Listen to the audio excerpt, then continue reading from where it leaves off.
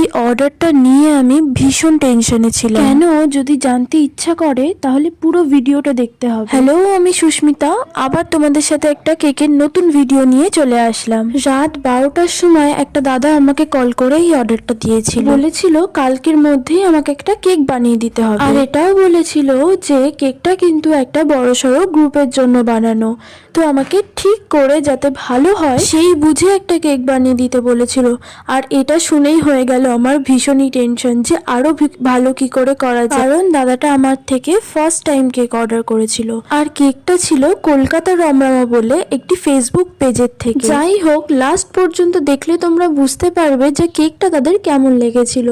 মানে এটা আমার পাওয়া সব থেকে ভালো রিভিউয়ের মধ্যে একটা রিভিউ। তোমরাও জানিও কেকটা কেমন হয়েছে, আর রিভিউটা আমি অ্যাটাচ করে দিলাম। আচ্ছা, কিরকম লেগেছে? টেস্ট কিরকম লেগেছে কেকের? খুব ভালো, খুবই ভালো। Good good. ওকে।